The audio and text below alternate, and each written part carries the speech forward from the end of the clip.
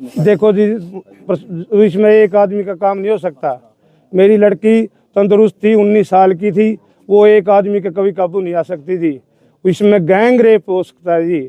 बड़े रस्सी के साथ गला दबाया गया है, उस पीछे सिर पर 3-4 वार किए हुए है। बड़ा तेज हथियार जो आजकल मुर्गे बकरे काटने के लिए किया जाता है, उस हथियार का उपयोग किया लगता है हमें।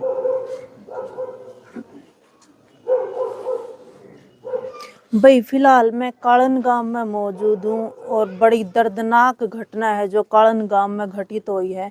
1 महीना ही शादी नहीं हुआ, 1 महीना भी नहीं हुआ था, लेकिन उससे पहले है जो कालन गांव में बेटी की जो अर्थी उठ गई। मामला क्या कुछ है तो पूरा गांव राम है जो इकट्ठा हो रहा है।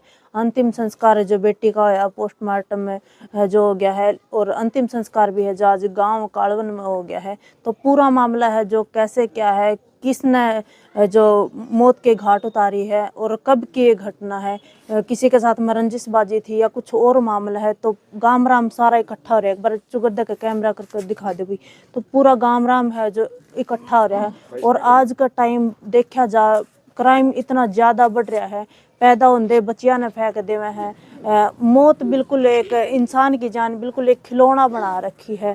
इनको क्या कहता है भला, परमात्मा का दिया हुआ अनमोल तोहफा है जीवन, लेकिन उस अनमोल तोहफा का आज का टाइम इतना मजाक बना रखा कि कुछ कह नहीं सकते। तो पूरा गांव राम है भाई मौजूद है, तो बातचीत करांगे, परिवारजन हमारे साथ में मौजूद है। पूरा मामला है जो कैसे क्या है।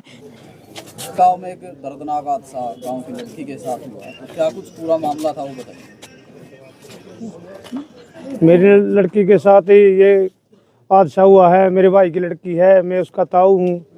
ये 18 तारीख की बात है।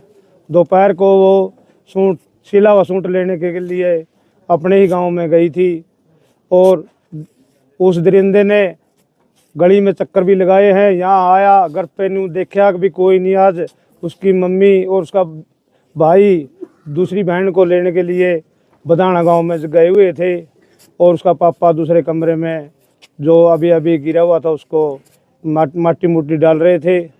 वो घर पर अकेली लड़की को देखकर उन्होंने पहले जांचा, फिर पता नहीं उसका जाने का बाहर आने का इंतज़ार किया। बाहर आते ही वो लड़की जब गांव में सूट लेने के लिए गई तो उस दरिंदे ने उसे किडनैप कर लिया। और उसकी घटना मुझे शाम को 6 बजे, ये 18 तारीख की बात है जी, 12 साढ़े 12 का टाइम था जी, दिन में जी, दिन में सरेआम जी। तो मेरे भाई ने मेरे को बताया कि भी शाम को पता चला मुझे, ने बोला बतेरी आपके पास आई है कि वहाँ नहीं भाई, यहाँ तो नहीं आई।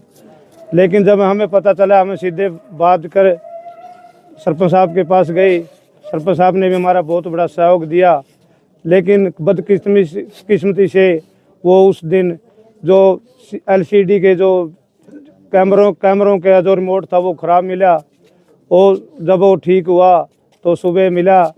रात को जब उसी टाइम 9:30 बजे हम चौकी दमतान साहिब में गए, वहाँ पर रिपोर्ट दर्ज करवाई। सर ऐसे ऐसे है, हमने पता चल चुका कि कौन लड़का है और किसने उस लड़की को अगवा किया। उसकी हमने फ़ोन डिटेल भी दी और उसको फ़ोटो भी दी। सर ये लड़का है, इसके साथ अभी कार्रवाई क्यों। लेकिन प्रशासन अधिकारियों ने उस टाइम हमारी कोई सुनवाई नहीं की। तो कहते हैं कि ये लिखित रूप में लेके आओ। किडनैपिंग का केस डलवाया था, अगवा का केस डलवाया था जी।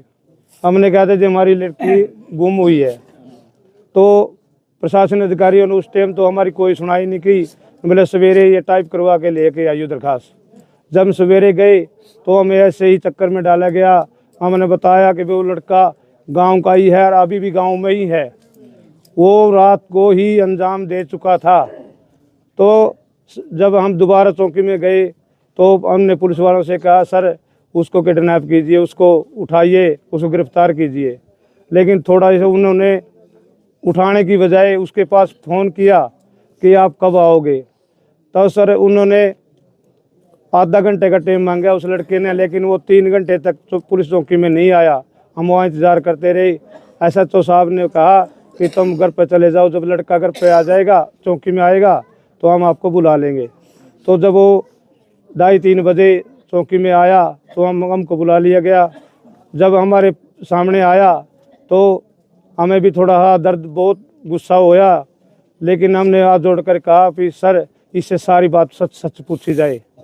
तो उस टाइम थोड़ा उन अधिकारियों ने थोड़ा ज़बरदस्ती नहीं की, फिर थोड़ी देर में हमारे कहने पर उन्होंने थोड़ी सख्ती दिखाई। तो उसने कबूला कि मैं घर पर भी गया था और फ़ोन भी किया था, फ़ोन का भी नंबर मिला था हमने। तो सर उसने सारी प्लानिंग के हिसाब से उस लड़की को अगवा किया और मेरी बेटी को बलि बनाया है, बलि किया है जी। मैं इस दावे के साथ कहता हूँ, मुझे पता चल चुका है, अब अभी पता चला है गांव से, जो उसके आस पड़ोस से, उसने मेरी बेटी को वीरवार के दिन बलि, तांत्रिक के हाथ तो बलि करवाया है। और ये इसमें एक नहीं और भी कितने वो मिलेंगे अपराधी, ये पुलिस जांच कर रही है। और प्रशासनिक अधिकारियों ने कल हमारे गांव के जो सरपंच साहब और बड़े बुजुर्ग, जो सारा चुच्ची बच्चा हमारी सहायता के लिए कल रोड जाम किया, तो प्रशासनिक अधिकारियों ने आना पड़ा और उन्होंने हमारी बात सुनी, तो उन्होंने कार्रवाई की। तो अब हमें संतुष्टि मिली है कि उस अपराधी का नामजद किया गया है और उसके भतीजों को भी पकड़ लिया गया है। बॉडी कहाँ पर मिली है, क्या कोई निशान थे? निशान थे जी सर जी, बॉडी मिली है बलियावाड़ा फाटक के पास, हमारे गांव की तरफ 2.5-3 किले इधर झाड़ियों में। एक साइड रबजाया है पानी का, एक साइड रेलवे लाइन है।